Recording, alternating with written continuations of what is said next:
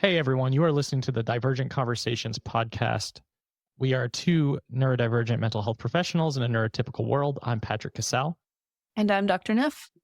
And during these episodes, we do talk about sensitive subjects, mental health, and there are some conversations that can certainly feel a bit overwhelming. So we do just want to use that disclosure and disclaimer before jumping in. And thanks for listening.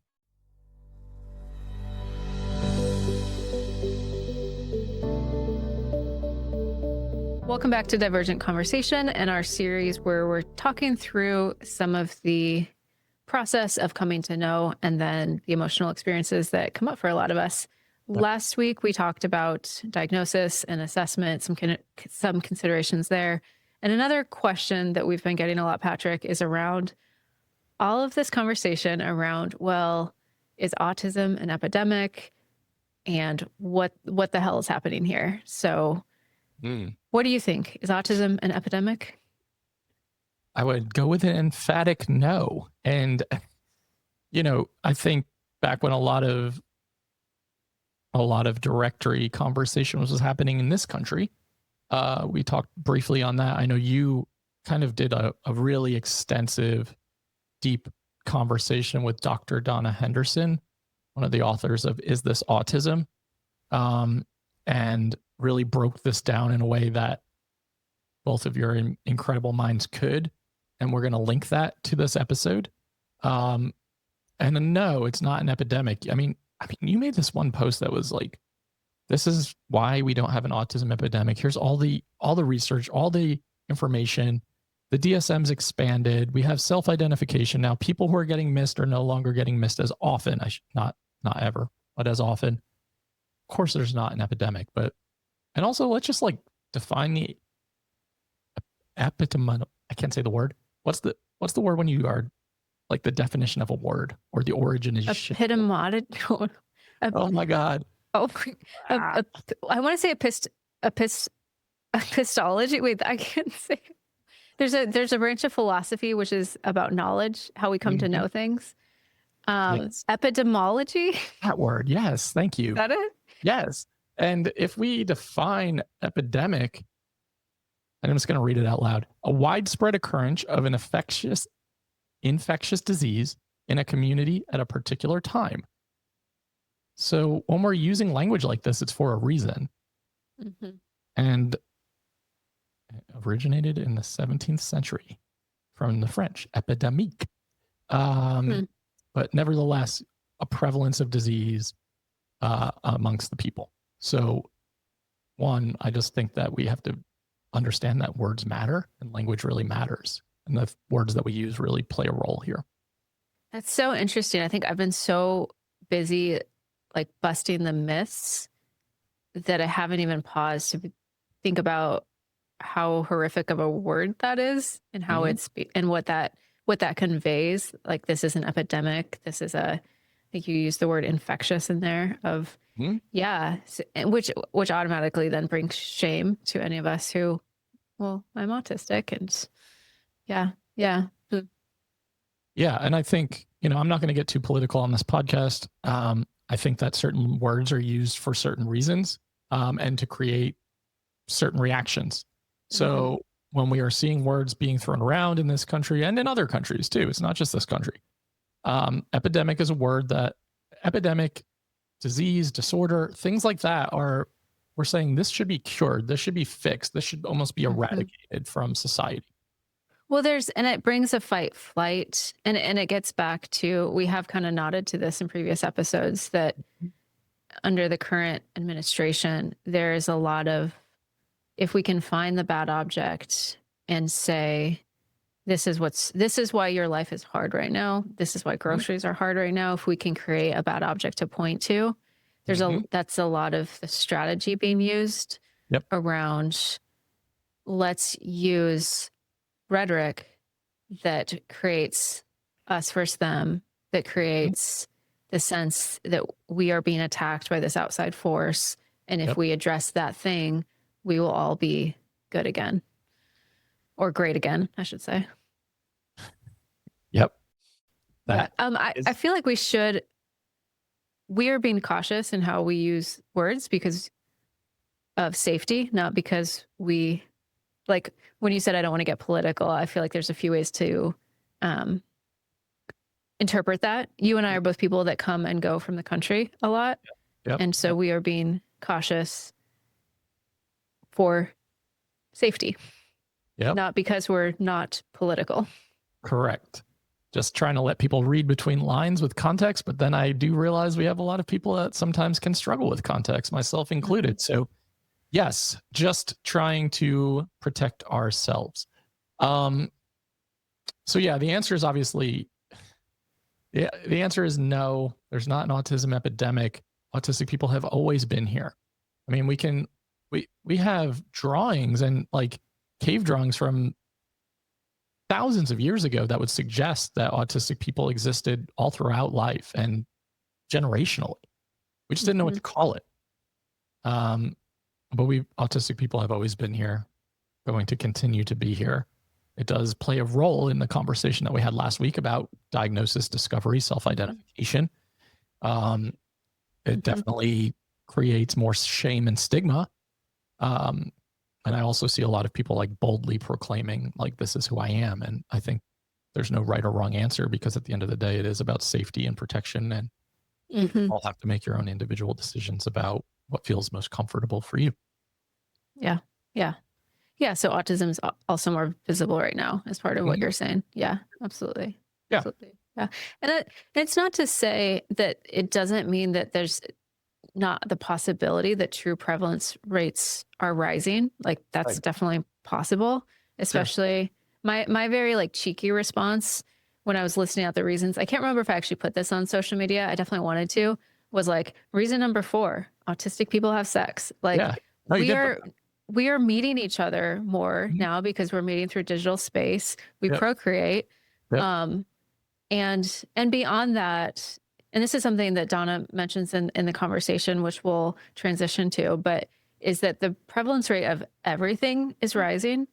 And so like you can look at all mental health conditions and all like neurodevelopmental conditions, like the prevalence rates of everything is rising. So we're not saying that it's impossible that true prevalence rates are rising, but when you look at those graphs that show that huge spike, that is not what that is capturing. That is capturing all the social context pieces, all the ways that we're screening more, all of the huge changes that have happened to the DSM and the diagnostic criteria. Yeah. And this will be a future episode in the series of Everyone's a Little Bit Autistic. So we talk about that to some degree in future episodes as well. And I think that when you see it in such, let's also say that the umbrella under like the spectrum of neurodivergence and neurodiversity, there's so many neurodivergent experiences, but autism and ADHD get talked about probably in the media. I don't know the numbers, but significantly more than most. So I think that's another component, right? Is like you said, it's in social media all the time. It's in mainstream media all the time. It's talked about a lot. And it wasn't talked about a lot a decade ago. I mean, 6-7 years ago. When was I in grad school? 2012 to 2015. Jesus. I think we used the words autism and ADHD like twice in a childhood development course that was about it. Yeah. I mean, we're really in the middle of this kind of awareness, like boom of there's so much more awareness than there was. Yeah. Even 5 years ago. Yeah. Yep. I mean, with any marginalized group, I think there can become these zeitgeists and these like societal messaging, especially from certain rhetoric and propaganda. And this is not comparing the two, but there was a lot of similar conversation when there was a lot of gay people coming out of the closet and a lot of lesbian people coming out in the late like 70s and early 80s. It was like there's an epidemic of homosexuality. Jesus Christ. You sound like me today. Usually I'm the one struggling with the words. Fried. And again, used to say like society is creating these people and there's an issue with them. Yeah. They're different than us. Yeah. I mean, that is, I think humans in general can especially when we're in our defensive or reactionary states, fall into us versus them thinking. Mhm. But I think especially in the States, Mhm. I don't know, there's just something about our culture, especially our culture right now, but I think our culture at its roots that there's a lot of that us versus them and rhetoric. And so, The and only that's been way used toward marginalized groups again and again in our Yeah. country. Yeah. I mean, I was gonna say that the only way colonization works Yeah. and keeping certain people in power works is to create us versus We're them. literally founded off of like the most objectifying us versus Mhm. them Yep. way of being. And it's continued to have a ripple impact in our culture. Yeah, absolutely. Yep. Yeah. Uh, so, I think that for those of you listening, whatever stage of this journey you're in, I know it can feel really scary sometimes when certain words are thrown around or statistics are thrown around, and it can make you question your own sense of self, or it can make you feel like less than, or there can be more shame, there can be more stigma, there can be more discrimination. So we just More hope people that. asking questions that are hard to answer. Like, Mhm. I bet a lot of autistic people who are out have gotten a lot of questions around this, and even people who might think it's small talk. Oh, I Right. hear it's an epidemic, and so then you're in a position of like needing to educate more, which can be laborious. Yeah. Mhm. So we do hope that this conversation that we will We'll transition into, transition so to. yeah, so we'll transition into this next. So to give listeners context, this is a conversation that I recorded with Dr. Donna Henderson in April when this was shortly after RFK came out with the comments that he did.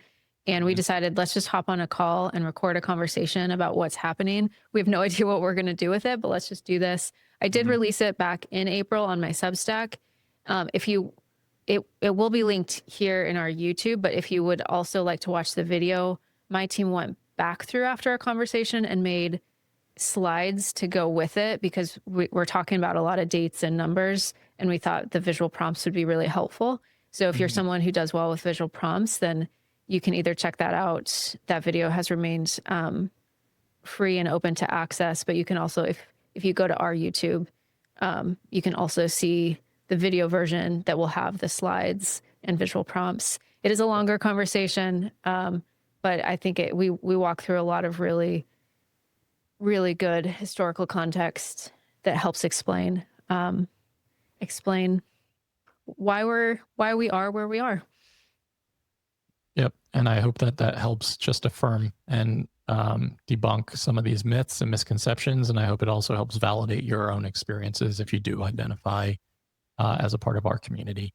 I appreciate you and Dr. Donna Henderson doing that work and putting that mental energy and labor into this as well, because I enjoyed having her on here when we did the neurotype series.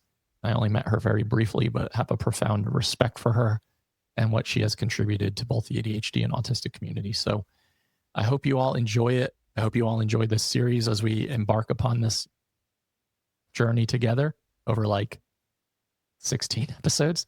Um, and yeah, I don't know what else to say. We'll see you next time. Yeah, we will see you next Friday on all major platforms and YouTube. Like, download, subscribe, share. See ya. Well, good morning, Donna. Good afternoon to you.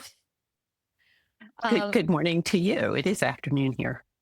So I'm just going to set the stage for whoever ends up listening to this. Last week, my brain, RK Kennedy. Yeah. RFK. RFK. Last week, RFK did the whole thing, autism epidemic. You and I chatted, and I was kind of like, I feel like it'd be really fun to have a conversation with you. We record it, and then I don't know, put it out to the world somehow. But right now, as we're recording this, we don't really know what we're going to talk about, and we don't really know where we're going to release this. We're both in our ADHD energy of like, this feels like an important thing to talk about. And it's something you and I have both thought a lot about. And yeah, so do I have that context right of like what we're doing here? Yes. And if anybody has ever doubted that either of us is an ADHDer, this will surely do the trick. We have absolutely no plan here. Yes. This is this is us and our ADHD kind of magic. And we'll see if something cool comes out of it or if it's like a rambly mess and we're like, well, that was cool to see you today, Donna. Bye. Yeah, at least we get to see each other and hang out for a little while. Yeah. Well, honestly, there's been so many times that we've met to work on projects and I've been like, oh my gosh, I wish we were recording this because I just often when I meet with you, I really love the generative ideas that come from these conversations. Yeah, I always learn from you. We always inevitably have a moment of, oh my God, that's how you see it. This is how I see it. And it's always fun. Yeah, I do love that.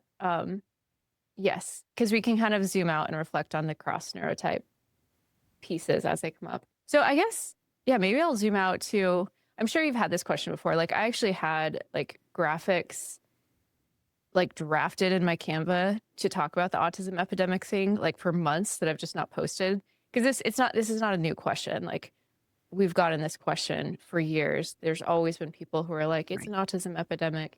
So I'm sure this is something you've thought about before last week, before RFK, whatever initials he is that I always forget.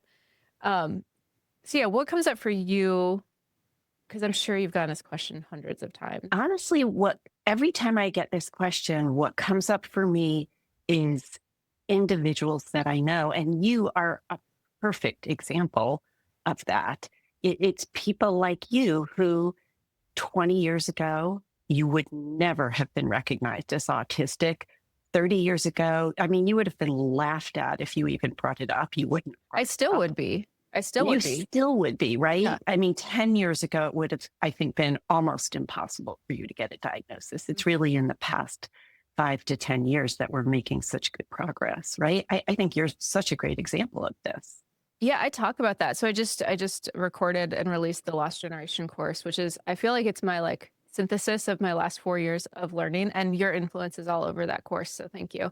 But I talk about that of like, I'm part of this generation and that I would not have received a diagnosis in the 80s or 90s. People, first of all, because of the diagnostic criteria being used, but also people just weren't looking at shy academic girls, especially girls who also are ADHD. So then there's the like complexity of traits showing up and thinking autism.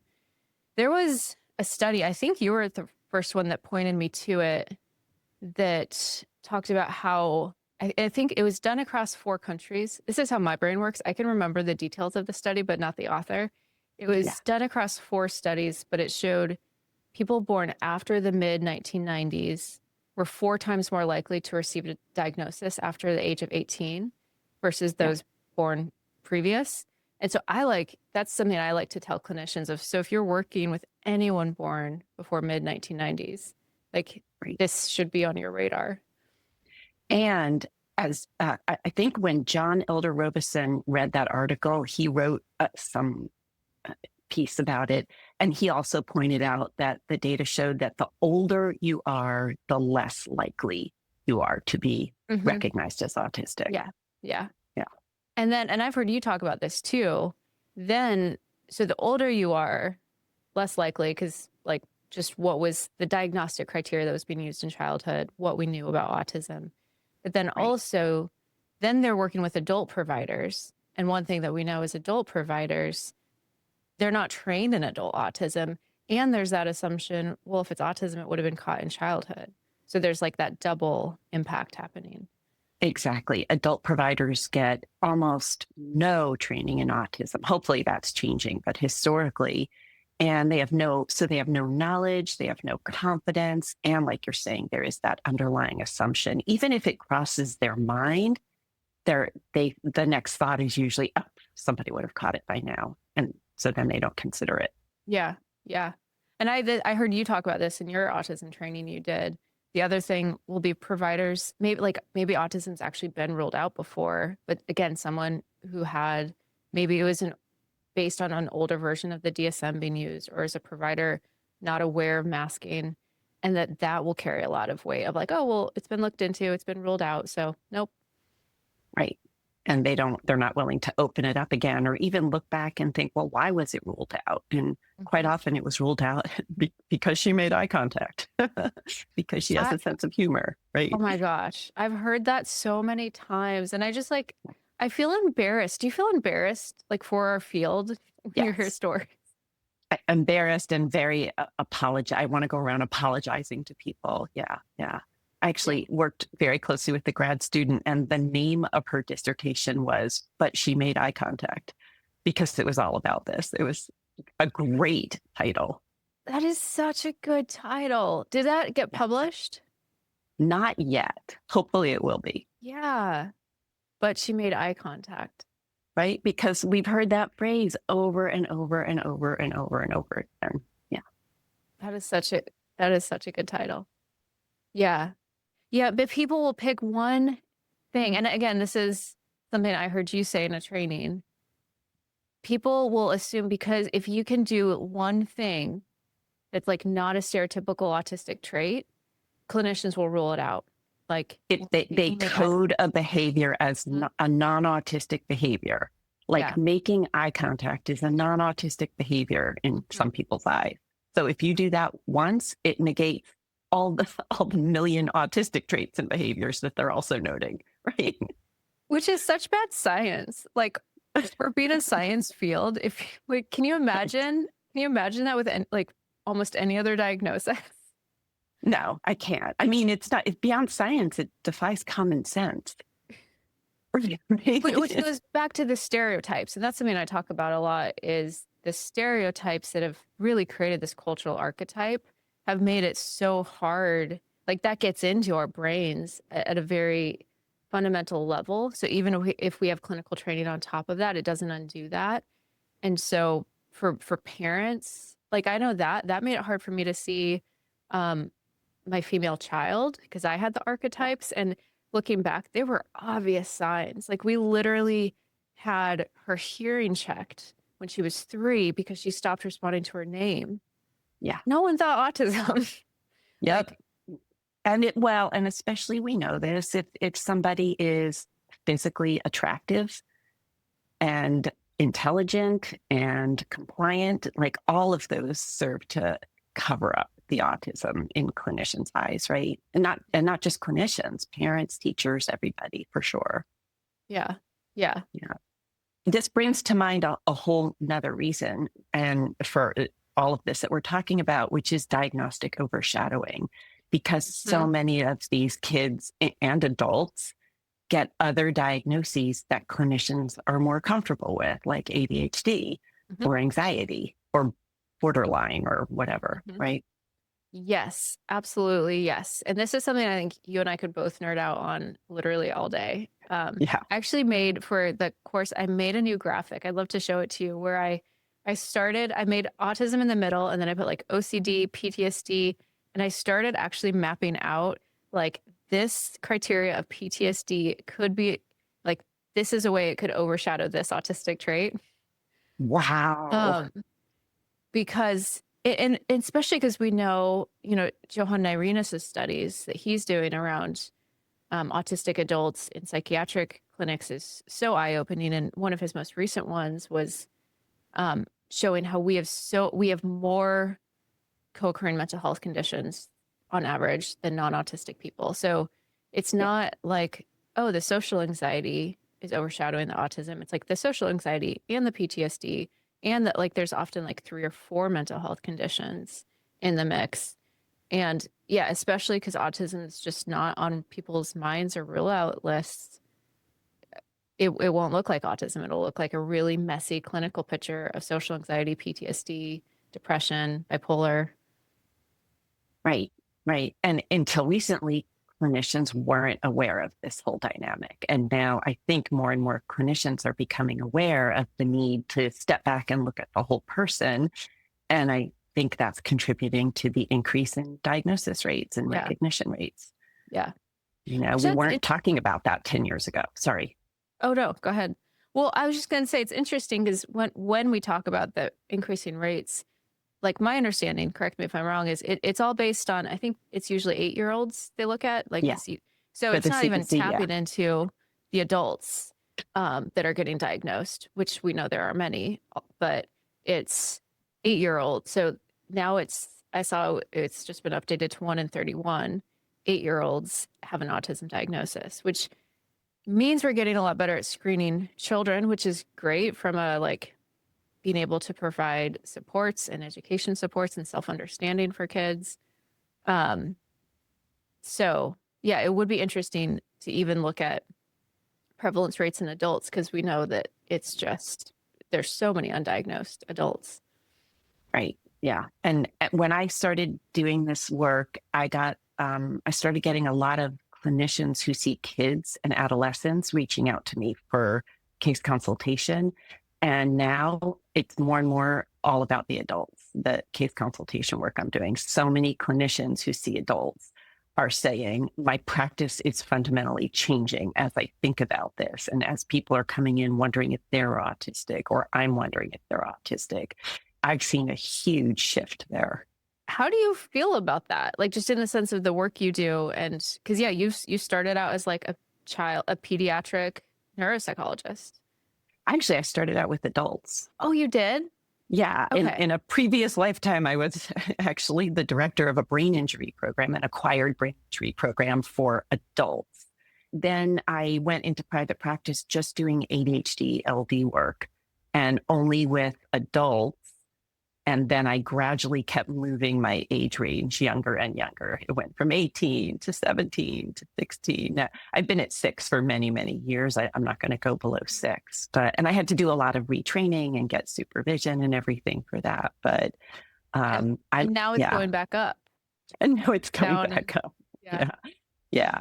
Well, I mean, you and I both love that phrase, the lost generation of autistic adults, which I think was originally Meng-Xuan Lai and Simon Baron-Cohen. I'm so glad that you can pronounce both their names, because I am typically just go read this article. So I have, which I learned this word from you, phonetical dyslexia. So pronunciation is really hard. So I'm really glad that you can pronounce both of their names, because yes, they are the ones that coined it. That's my understanding as well. Yeah. And I got you on the pronunciation. I got you. No worries. I will just whenever there's a hard word, I'll be like, Donna, you. And Simon, again, can't pronounce his last name, but it's interesting that he coined it because he's a controversial figure in the autism space. But then that phrase feels so affirming. So I'm kind of glad he's second author on that article. Yeah. And Meng-Xuan Lai, who's the first author, is truly one of my all-time favorite autism researchers. He's truly amazing. One thing we know is research happens, and this is true of medical and clinical, and it takes a long time, sometimes 20 years to trickle down to clinical work, which is also why I got so excited about your book, because it's one of the things that you are help bridging the gap between the research and the clinical training.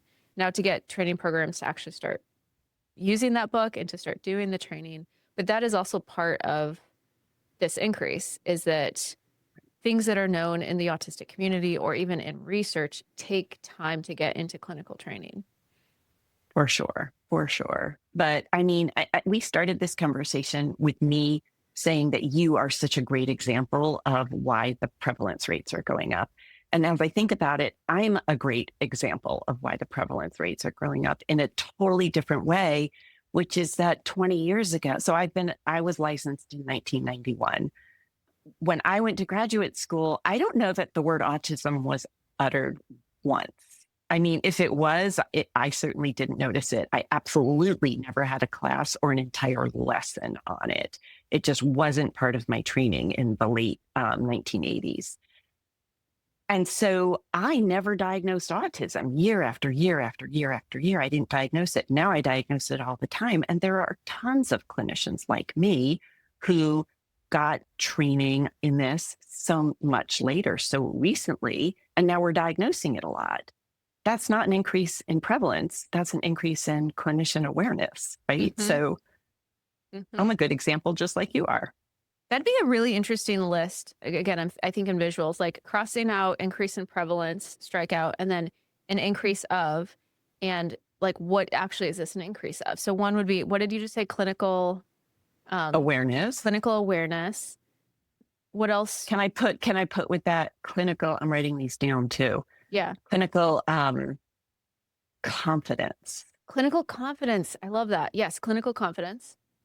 Because when I first started diagnosing autism and a lot of people around me weren't seeing it the way I was, there were times that I didn't diagnose it that I wanted to because I wasn't confident enough. If I was getting pushback from the psychiatrist, say, or from the parents, I wasn't confident enough to really go to bat for that kid and help everybody understand. Well, especially because, still, but especially a while ago, it was seen as giving someone tragic news. And so you do want to make sure it's not anything else before I hand over this tragic news to this family or this child. I guess it's maybe an increase in autism appreciation or neurodiversity appreciation, where more and more people and families and clinicians aren't seeing this as like a tragic thing. Now that's still actually quite prevalent, but much less so than, 20 years ago. At 100%, I agree. Can we call that clinician comfort? Clinician comfort. Yes. So I feel like we need like a clinical version of this, but then also like a societal. So we have clinician ones, clinician awareness, and knowledge, right? Which are two different things, right? Awareness is just generally having autism on your radar, which in and of itself is a big deal. And then separately, clinician knowledge, actually knowing how to understand the diagnostic criteria, knowing what questions to ask and how to listen to people. And then clinician confidence, to not be afraid and to trust our clinical knowledge. And then clinician comfort, to not think we're giving horrible news to somebody. Like, you have cancer. Yeah. Yeah. Right? Yeah. Wow. That was really brilliant what your mind just did there. Clinical awareness, clinical knowledge, clinical confidence, clinical comfort. I don't know. I was just thinking, I don't know how this fits into it, probably in comfort and confidence, but I can't tell you how many clinicians have said to me, I have some clients I am sure are autistic, but I don't feel empowered to bring it up, much less diagnose it, because either A, I'm master's level, like an LCSW, but in many, if not most states, they are allowed to diagnose autism. But they've been given to believe that it has to be a psychologist or a psychiatrist, which is not true. And that's so important because it's an access issue. Or B, they're not trained to give the ADOS, which makes me absolutely crazy because you don't need to give an ADOS to diagnose autism. So these, misunderstandings that clinicians have about all of this. Yeah, I mean, that's a huge piece of it too, is there is so much fear. Like it's interesting hearing you talk about your training experience, because mine is not that long ago. I graduated in 2021 and autism was talked about. I briefly remember it in our like psychopathology class when going through the DSM, and then in the developmental class, but adult autism was not talked about, like in-depth training. It was just very clear, if you do autism, then you do like another 5 extra years and it's like your residency, and it's you go specialize in it. Otherwise it was not talked about, which is wild. Again, when we like Johan Nyrenus's work, which showed 1 in 5 people seeking outpatient psychiatric care or 18.9% to be more specific, were autistic, and only 0.53% knew. So it's wild that in mental health, when we're training to be mental health providers, we are not talking about adult autism. That was a rabbit trail. My training also did not talk about autism. And I also, even as a psychologist, I was like, I don't think I can diagnose this. One of the most empowering conversations I had, it was my internship year, and I wanted to diagnose autism, and I wasn't sure I could. And my supervisor was like, well, it's in the DSM. Like, you can diagnose it. And and this was a non-autistic supervisor. And it was really beautiful to me that she like kind of granted me permission to rethink this idea that, autism can't be diagnosed without robust neuropsych assessments or the ADOS. Yeah, I'm like making a list. We both like making lists, I think. It was the list that I was writing while you were talking, because I was really, really wonderful, Megan Anna. Myths that clinicians believe. There are so many myths that clinicians believe that they need to be doctoral level. That's not necessarily true. That they need to be a neuropsychologist or to do some kind of testing or even rating scales. That's not true. That they need to be ADOS trained. That's not true. That they need specialized training in autism. That's kind of sort of partially true, right? Like we need to be educated. We need to understand these things, but you don't necessarily need like a specialized postdoc. Like go right? take your training on autism or read your book or take my last generation training. And like, I feel like people would be good to go. Yeah. With that info. Yeah. And do case consultation when you need it. If you have a case you're not sure about, right? It doesn't have to be doing some years long specialized training at Harvard Medical School or whatever, right? Yeah. I think there was one more myth. Oh, if it was, you said this earlier, this myth that if somebody else ruled it out, then I either don't need to consider it or shouldn't consider it or can't consider it or am excused from considering it. Oh, I love that. Excused from considering it. Yeah. Yeah. Yeah. Yes. And partly that excuse, I mean, it's complex to consider, especially if you've not been trained in it. So I can see, yeah, excuse from considering it. And if there's emotional discomfort, because if you do have that ableism around it of like, well, I would definitely not feel comfortable bringing this up to a client. So like, yeah, we don't need to consider that bad thing. There'd be relief in that for a lot of clinicians. Right. Did I ever tell you about the time in my training? It was my assessment class the very first year. And so obviously when we're learning to do assessments, we first do them on ourselves. And it was the kind where it gives you like a printout report of things to look into. And on that report, the second condition listed was autism.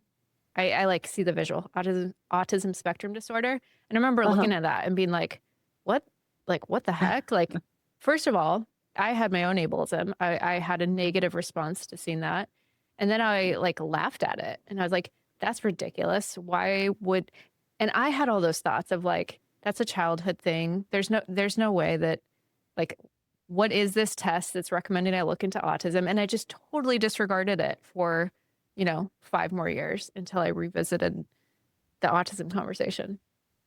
That is amazing because it just goes to show you like how far we've come, right? That you didn't even, you took that test in a time not that long ago. We're not going to do the math. It was You're going to do the math. Okay. 2017 is when I took that and saw that. 2017. That is not that less than 10 years ago that your response was, this is obviously a mistake. How absurd, right? Unbelievable, right? Yeah. How far we've come. Yeah. Yeah. Yeah. Like I literally was staring at data that was like, you should look into this. And I was just like, nope.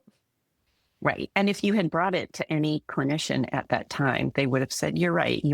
This is a mistake. You must have answered the questions wrong or something. So let's see. We made a list of clinician reasons for the increased recognition. Go ahead. Oh, no. Finish your thought. I was just going to say, let's make more lists.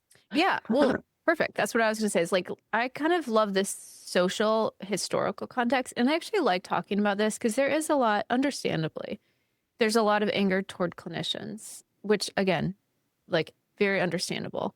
But when I'm big on, one of my big things is I like to kind of melt defenses and shame when I'm introducing new ideas, just because I think it's more humanizing, more effective. So I like to walk people through like, here's the last kind of 100 years of autism. So if you feel like, oh my goodness, oh no, I've been missing people, like it's okay in the sense of we are all working with a very specific social context that has led to this moment. And I think that kind of zoom out view is really helpful. Like if we think to just, 60, okay, now my math is being stretched, 80 years ago, 7 years ago, we were talking about this as child onset schizophrenia. Yep. Like so much has changed. Right. Yeah. I actually, at one point went through the DSM, the various DSM, the way they wrote up autism, and it was sort of mind blowing. And early on I want to say it was the second DSM. I have notes here somewhere. Autism wasn't even mentioned as its own. It's the thing. third DSM. It was right. So Yeah. I'm just saying, like in the 1970s, it was part of schizophrenia. It was like a childhood kind of psychosis, right? So if you raised children in the 70s, there was zero chance you were even going to remotely think of autism for your kid, right? And then you're right, it was the DSM-3, right? But even then, that was 1980, that was infantile autism. So the name tells you they were really thinking about children under the age of 3. And the diagnostic criteria were very extreme in the way they were written. And I think there were like 8, and you had to meet all 8. There was no flexibility. And the criteria, I just pulled some of them up. Onset before 30 months of age. So very strict there. Pervasive lack of responsiveness to other people. Gross deficits in language development. I mean, I could go on, but you get the idea. I mean, it was really extreme. A very, what we now would say is a very specific presentation of autism. Right. And only that, for sure. And so if you were, we're going through this, you brought this up because of like the parents and clinicians who might feel guilty about not having recognized kids in the past. But so if you were raising or clinically seeing kids in the 1980s, those were the diagnostic criteria. Of course you were going to miss them, right? Yeah. And it's why I can't say like, oh, I was missed in childhood. I wasn't. Like, I wouldn't have met that criteria. Right. That's right. That's exactly right. Yeah. So like as Bill Gates said, I think he said recently, if I was being raised now, I don't think he said I was missed in childhood, right? Yeah. No, his language, I noticed his language too, because it wasn't even like I'm autistic. It was I was it was very distancing, but I mean, I actually enjoyed pieces of that interview, but it's just interesting his language. If I was a child now, I would be diagnosed with this. Right. Yeah. Okay. So then 1987 was the revision of the DSM-3, so the 3R, and they did relax things a little bit. So then you needed like 8 out of 16 criteria, but the wording and the examples were still completely extreme. So here's some examples. Treats other people as if they were pieces of furniture. Wait, that was an example in it. Reads phone book to uninterested ear. Marked distress, for example, if a vase is moved from its usual position. I got to give you one more. Insists on carrying around a piece of string. Those are so specific, and it's not getting at like what's happening beneath. Like, why is that string important? Why might a child be rehearsing text to someone else? Those are so, and those are so Rain Man. So Rain Man, right? And Rain Man. And so that was 1987, and Rain Man came out in 1988. I don't know if there's a connection there, but interesting. And in that one, it still was very much focused on before 36 years of age. Although they did say, like, as a clinician, you could say, oh, this is a late diagnosis, meaning after 36 months of age would be like a late diagnosis. That's wild. Yeah, that means that has very different meaning now when we talk about late diagnosis. Right. I'm about like your 60s. Right. Exactly. Do you think this is helpful? This is so helpful. Like, no, I think this walkthrough is great. And maybe we can even make some visuals to go with it. Okay. So we're up to 87. Okay. So 87, still really restricted childhood. So then in 1994, we had the DSM-4, and it was called Autistic Disorder, and which was separate from Asperger's and Rett syndrome and pervasive developmental disorder, not otherwise specified, which people may or may not know the old joke about PDD-NOS. So pervasive developmental disorder, not otherwise specified. It was like a wastebasket, like a I think this kiddo is kind of sort of autistic, but I'm not sure and I'm not confident. So I'm going to go with PDD-NOS. And we used to all say it stood for physician didn't decide or psychologist didn't decide. That's what the PDD was. It was like a way where you didn't have to really decide or You deal didn't with have it. to commit to the big bad thing. Right. Exactly. You didn't have to drop the A word. Yeah. And so that what was in there as of 94. But it still said onset prior to 3 years. Even in the 90s, we had that onset prior to 3 years. And there was no talk about camouflaging at that point still. Mhm. So that was the DM. And then DSM-4. Asperger's was also introduced. Exactly. Yeah. Asperger's was in there. And I had a question as I was thinking about this. When the CDC talks about rates of autism diagnosis, when they were looking at the DSM-4, like in 94, 95, 96, all those years, did they include people who were then diagnosed with Asperger's or Oh. Rett's or PDD? Because Yeah. I don't know. if because not, that's a big deal. and that would be a huge, like from a data perspective, that would be a Huge. huge spike. Because all of a sudden, if those were spread out Right. across 5 different diagnoses, and then all of a sudden they become one, that in and of itself would be a huge spike in the data. Wait, that's a good question. I want us to put this out, and then I want someone who understands Someone to tell us. to tell us. Because I also read that over 90% of the kids who had been diagnosed with any PDD, so autism, Asperger's, PDD-NOS, Rett's, I feel like I'm forgetting one, but you get the idea. Over 90% of them met the DSM criteria when we went to the DSM-5. Mhm. So they are all autistic. Yeah. So we need to understand that That's data a point. huge, that is one I had not considered. Like I've considered several points for the increase, but I had not considered that data reporting. That's huge. Yeah, huge. And wait, when would that would have gone into effect in In 2013? 2013. So that, because with the the- graph, like the graph I have, and the one that's often cited is from 2000 to 2020, where we go from 100, 1 in 150 to 1 in 36, now 1 in Yeah. 31, because it's a huge like, but that would have made such a big difference in 2013 if all of a sudden we're like that would, yeah. Okay, we need to know that.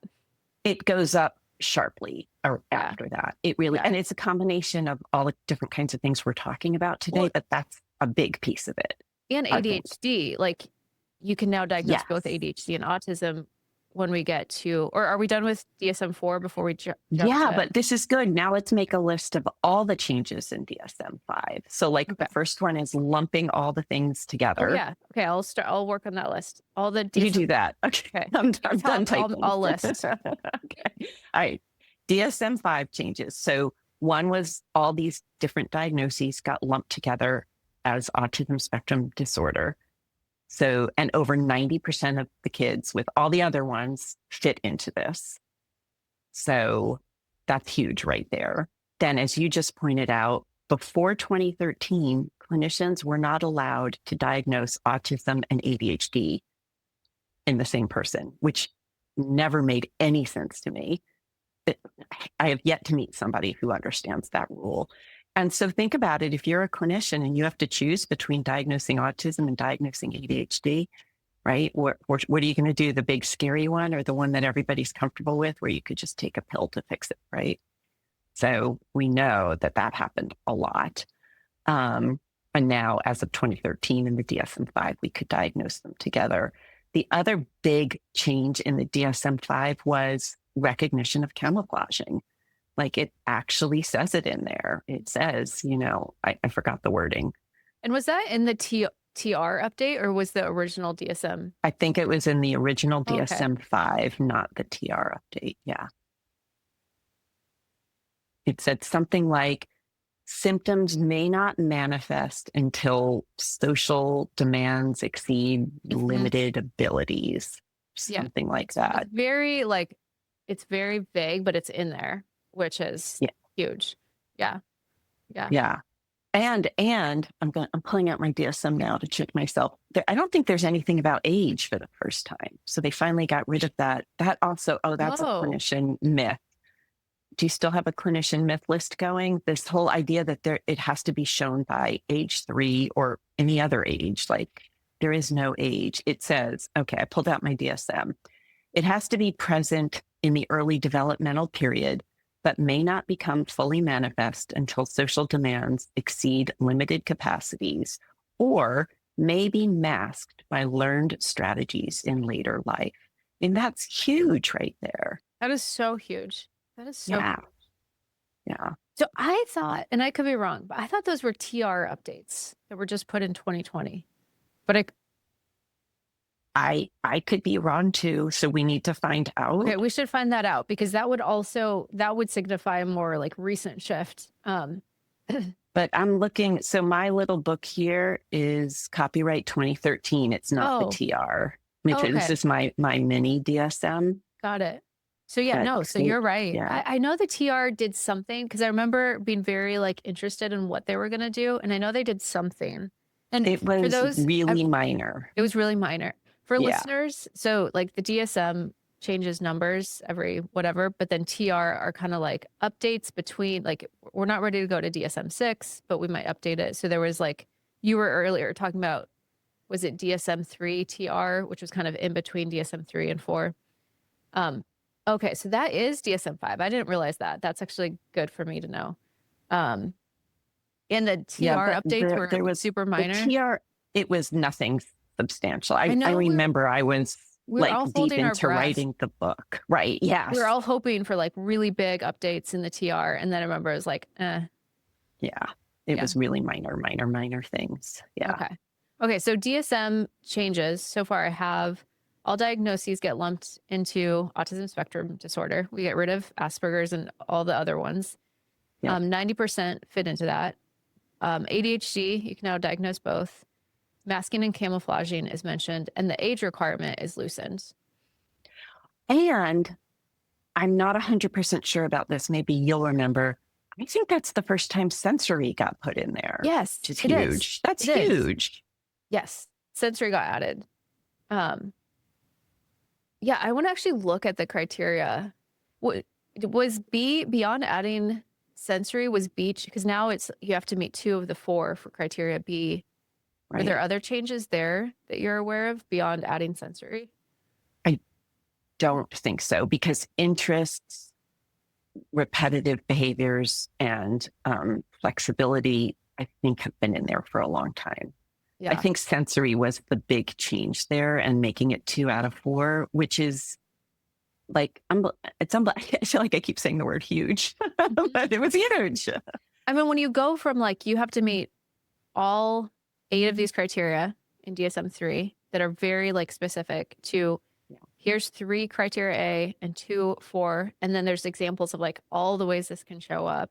Yeah. I mean, that it is huge. It's a huge shift. Of course, we'd go from 1 in 25,000 to 1 in, I mean, not of course, but to 1 in 31, but that makes sense. So yeah, this is a huge, huge one. And it's actually number 1 on my list of, I put together a list of 5 reasons, and my number 1 was broadening diagnostic criteria. So it is huge. It really is.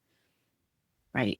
And it would be interesting. I don't know if anybody's done this, but take a group of autistic people and who absolutely meet the current criteria, and then see if they would have met criteria with the 2, with the 3, with the 4. I think that would be really telling.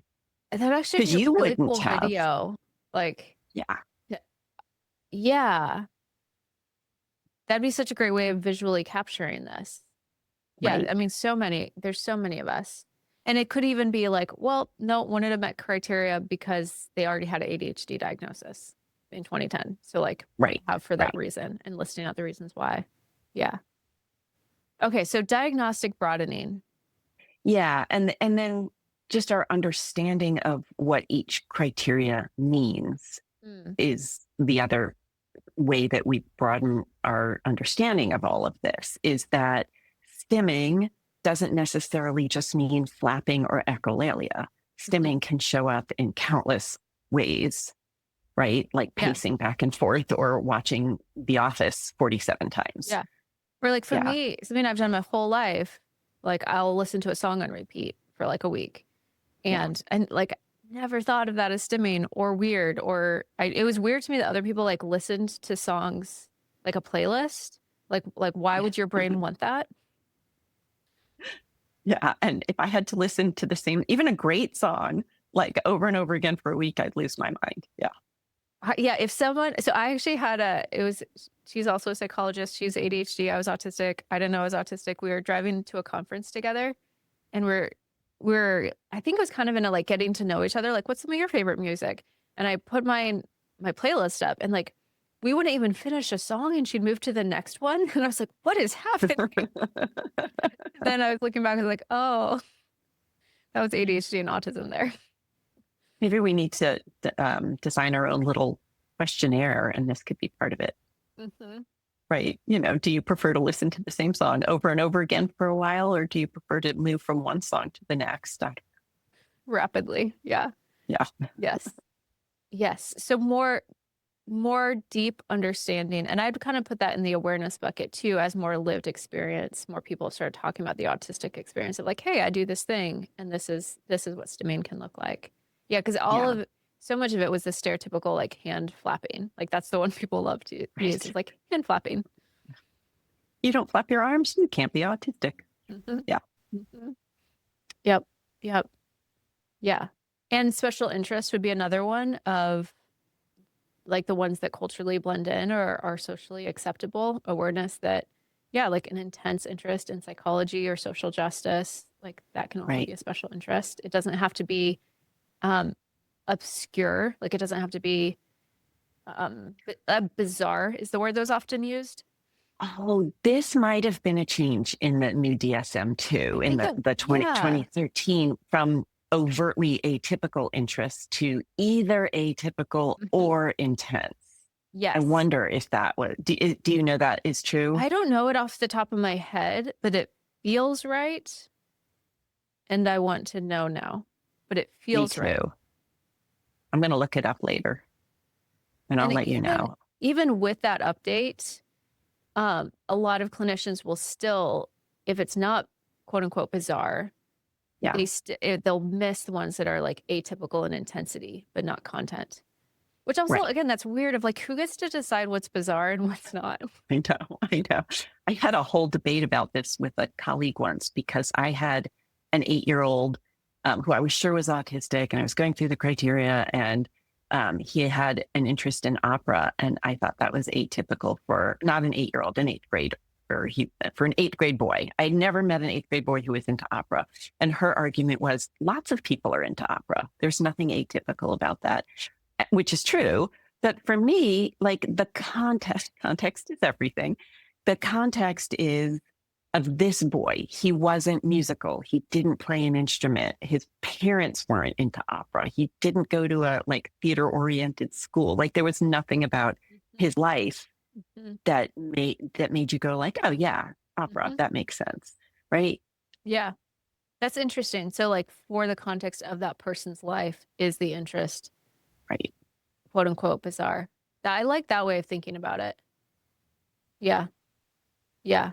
Huh. Yeah. That's interesting.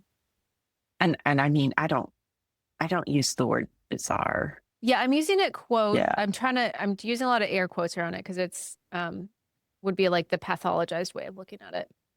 Got it. Makes sense.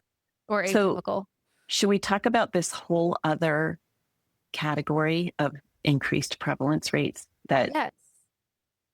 Do you want to bring one up? Go ahead. Oh, Do you have one? Next on my list is more screening, but I don't know. Did you have one in mind? I did, but I can wait. Okay. Yeah, definitely more screening. What were you thinking about there? Well, again, when I look at that chart, specifically 2000 to 2020, some things that come to mind is like I think it was published in 2007, but I think it kind of went into effect in 2006, where the American Pediatric Association recommended routine screening for children. Yeah. And then we see that's one of the points where we start seeing a big spike. So just implementing routine screening is huge. And then I'm not as like fluent on education policy, but my understanding also is that there were some changes in like kind of how children could access supports, where there was more incentive to get an autism diagnosis for families because of the supports that could be offered through that. And so just from an incentives perspective for families, there's also more education supports to access if you have that diagnosis. Yeah. And so I think about, the screening and then like education shifts that just made it much more likely that we'd be catching autistic children. Yeah. No, you're exactly right. I was wondering about that too. I didn't remember the exact year when the American Academy of Pediatrics started that, but I don't recite sounds right. I don't recite phone books, but dates of studies like stick. Maybe you're not autistic, Megan. Cute. Got to rethink my career. Yeah, there you go. What crossed my mind too, as you were saying that, I wonder too about insurance companies and when, all this nonsense about, you need an autism diagnosis for us to pay for you to have ABA. And of course, everybody needs ABA. And I wonder if there was a little bit of impact there too, that motivated people to get the diagnosis so that their kids could get ABA. And to be clear, I'm not saying it was. Yes. I'm not. Yes. For ABA, right? Yeah. But that would have been one of those systemic pieces, right? Again, there was just so many system pieces that shifted from especially 2000 to 2020. Yeah. Insurance, screening. Yeah. Anything else in the screening bucket that you'd add? I think you hit the big ones. Yeah. So what was on your list? So a few other things. One is I found myself wondering if, and I think that it has, if everything's just been increasing like crazy. And could we make a chart that shows the autism increases and the ADHD level increases and the anxiety level increases and the depression level, and even things like dyslexia? I wonder, is autism increasing more than everything else? Does that mean more autistic people are having sex than? Well, that was a whole other thing we needed to talk about, right? So, right? Yeah. So no, they're separate to me. Oh, they're separate. Okay. So everything's increasing. And when you say everything's increasing, in your mind, are you saying true prevalence is increasing or diagnosed cases are increasing? I think probably both. Okay. I mean, I know kids are more, and adults, everybody's more anxious. That's now. true. Yeah. I mean, there's so much more anxiety now. There's so much more depression now.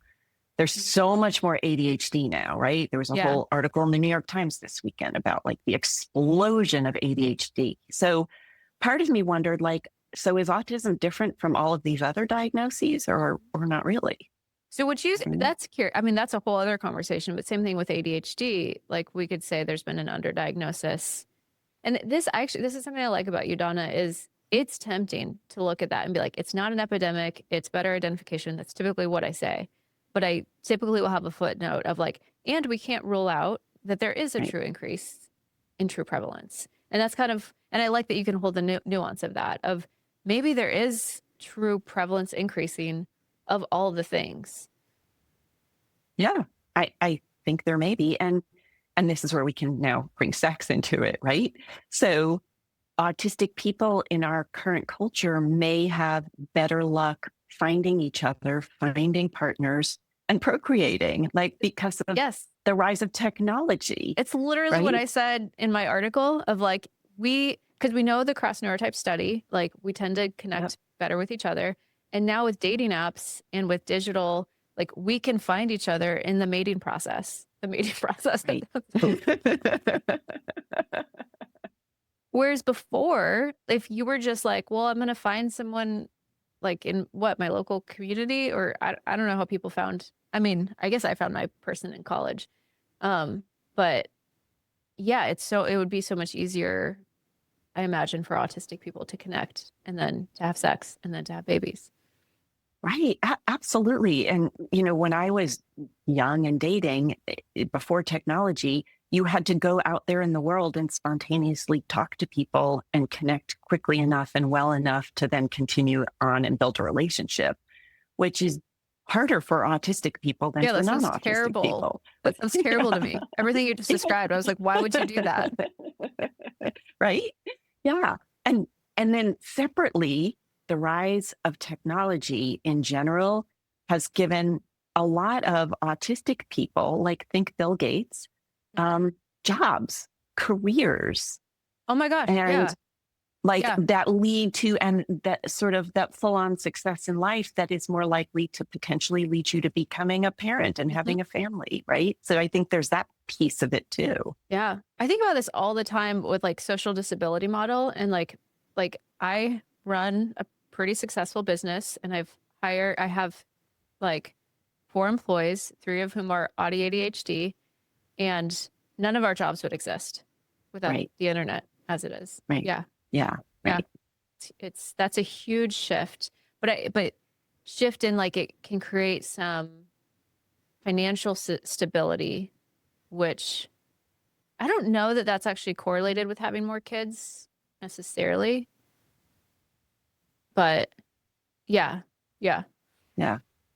I sure don't know. I certainly haven't seen any research on it. It just feels like there might be. I just remember at one point hearing that there was concern because there was so much autism being diagnosed in Silicon Valley that they thought like there was something in the water there. And we were all like, no, y'all are autistic and you're having babies and it's all okay. Yeah, no, totally. Well, and I know that there's some pushback on this language of broader autistic phenotype, but then again, especially if you've got 2 tech people who are on that broader autistic phenotype, they're going to have children who I think would probably be more classically autistic or stereotypically autistic.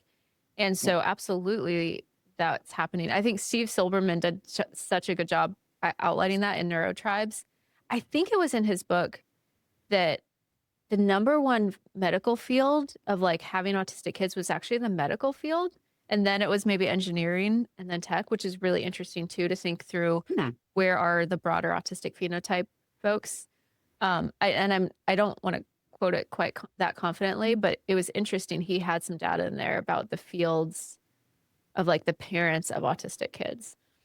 Oh, that is interesting. Megan, Anna, you and I could just make a living coming up with dissertation topics. That would be such an interesting dissertation, because I'm also thinking lawyers and college professors, right?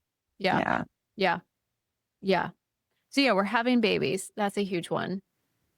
We're connecting because of the digital world. Speaking of digital, I think that's its own point of just the internet has changed everything in regards to lived experience. And then we've connected as an autistic culture and community. And now we see ourselves recognized in each other.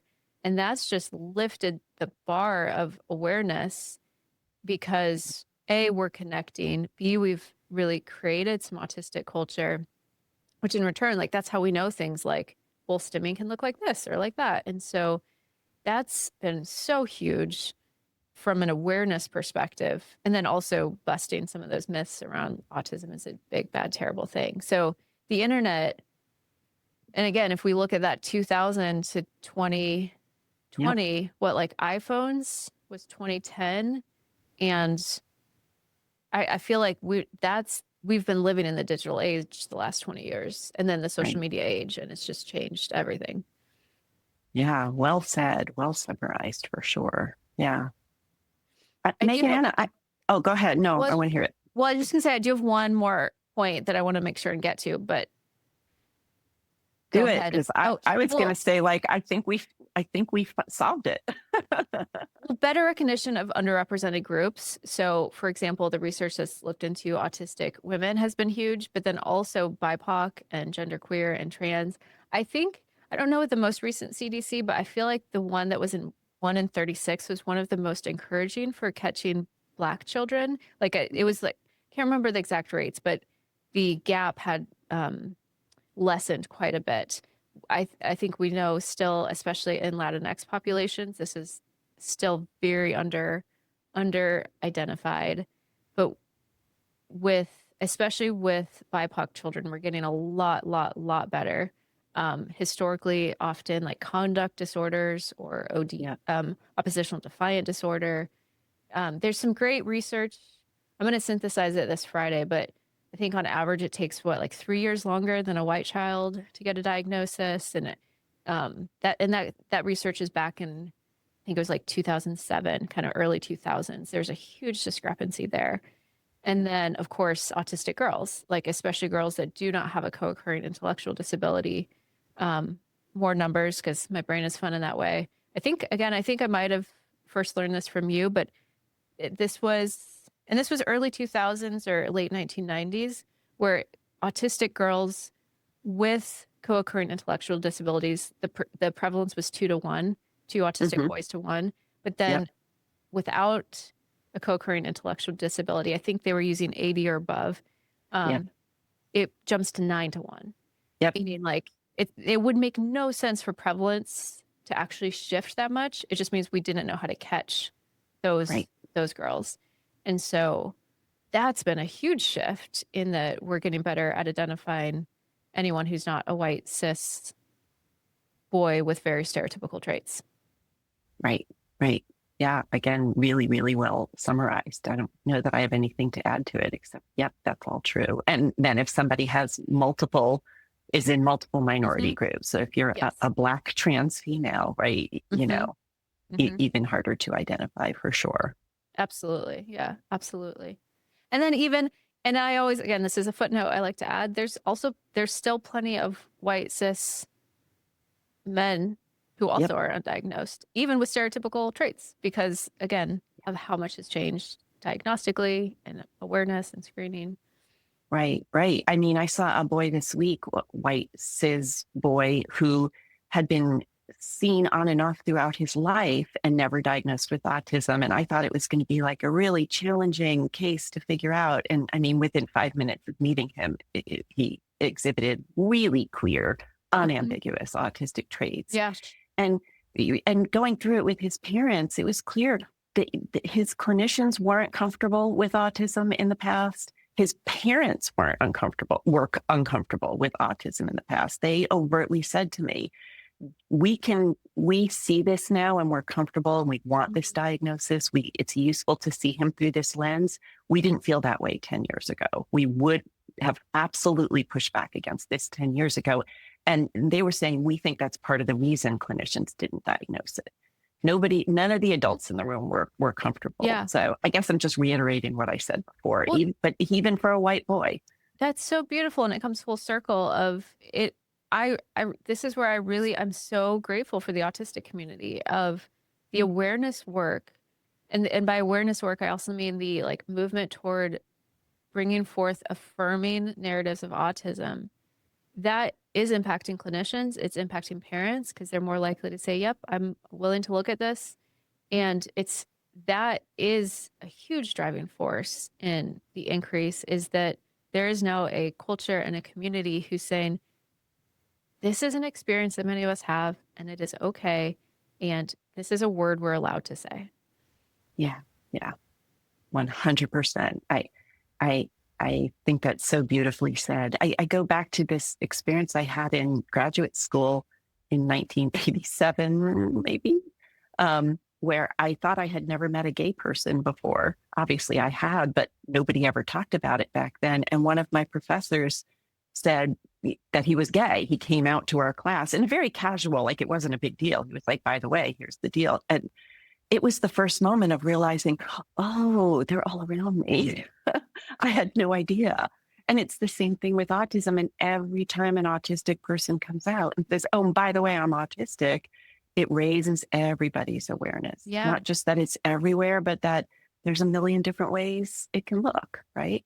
It's literally like, that's literally why I came out. Like, I had no idea what was going to happen when I came out as autistic, and like professionally impact it would have.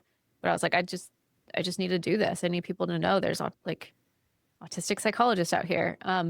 And Devin Price talks about this really beautifully in the first Autistic Unmasking book of, I can't remember the exact quote, but like, visibility is advocacy. And partly for those of us for whom we can more safely be visible. So as a white human with a lot of like so much privilege, right? Yeah. It is so much safer for me to be visible. And so the ability for me to do that it also like raises the safety for everyone. So those of us for whom we can more safely be visible, it is really powerful advocacy. Well, I know I speak for countless people, thousands of people, that your work is so appreciated. Just you, not only your intellectual work, which is massive, Megan Anna, but your personal work, understanding yourself, understanding your own experience, and then sharing that with the world. You make a huge difference, and we all appreciate it. Well, thank you. And now I'm gonna hot potato pivot because that is very meaningful to take in, but it's also actually no, I'm gonna practice. I'm gonna try to take that in. Thank you. I appreciate that. Good. Yeah. I feel like we're at a stopping point. Yeah, I think we are, and we've also talked for a long time. And so again, we don't yet know where we're going to release this or what we're going to do with this, but I'm really glad we had this conversation. For one, I've just enjoyed it, but also I think I love your brain so much, and especially like walking through the DSM changes, that was amazing, and just being able to contextualize this conversation with you. I've really enjoyed this. Me too, 100%. Always. Let's do this again.